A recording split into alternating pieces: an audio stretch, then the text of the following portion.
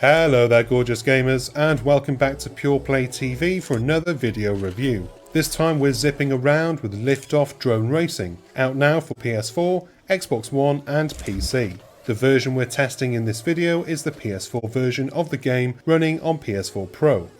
As the resident racing fan, all racing games end up in my lap, mostly. I've raced trucks, rally cars, even buses, and now I can add drones to that list. What I can't add is a new favourite racing game, or genre for that matter. Before we carry on with this video review, please take a second to hit the like and subscribe buttons down below. And don't forget the bell icon too, so that you're the first to know when we've got new stuff. Cheers my dears.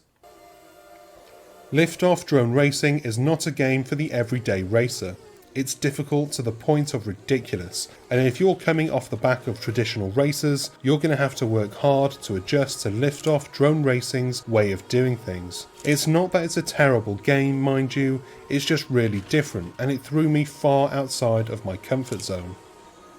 The game begins with some tutorials, and I spent a good hour struggling my way through them before figuring out that I could just skip to the main menu and get on with the racing.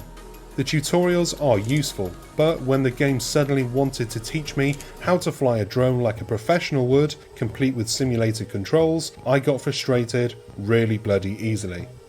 Liftoff Drone Racing has two different control schemes, one of which is an absolute nightmare to use.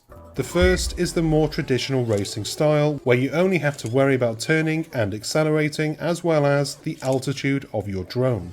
The other is acro, which means acrobatic. With this control scheme, you'll be given all the freedom of real drone flying, but you will have to wrap your head around managing the pitch, yaw and roll, which all need to be taken into account for even the simplest of moves. I barely got through the tutorials using acro controls, and there was no way I was going to get anywhere in a full race. I was constantly smashing into the ground, sending my drone into a flippity flop every 20 seconds. The racing itself is fine when using simple controls, but it's still a little awkward given the hypersensitive collision physics. One wrong move and you'll smack a tree or a pole, and then you'll be flung far off course. It wasn't fun then, and my time was mostly spent going slowly and carefully, rather than zipping through the courses at breakneck speed, which is how I imagined I would be playing the game. Technically, it's a poor showing. The graphics are very basic and the performance at times is quite poor, with some screen tearing and frame rate troubles. It's not a smooth experience, and honestly, once I'm done with this review, I'm done with the game. It's really hard to recommend this one to anybody outside of the niche drone racing community. Casual racing fans won't find much to enjoy here. Only pain and suffering. If you're a hardcore drone racer in real life but you can't get to the parks, this might be worth a look. Perhaps those funny controls will work better for you. You'll be able to understand them a lot more than the basic person like me. The game definitely seems geared towards drone racing fans, and with the depth offered by the more complicated acro controls, it could make for a good substitute for the real thing.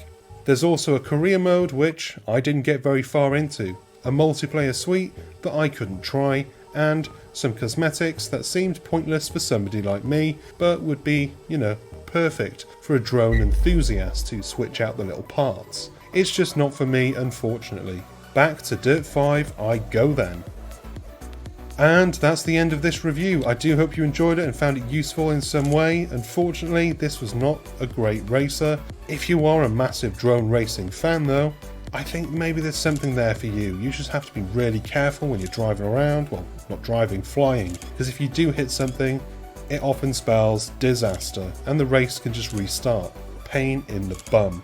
Anyway, they're my final words on this. If you did enjoy this video and you want to see more, remember, hit the like and subscribe buttons down below, as well as the bell icon, so that whenever we have new stuff, you get a little ding to interrupt your day and tell you, hey, new video. I've been Chris, you've been gorgeous, as always, and I'll see you on the next one. Until then, see ya!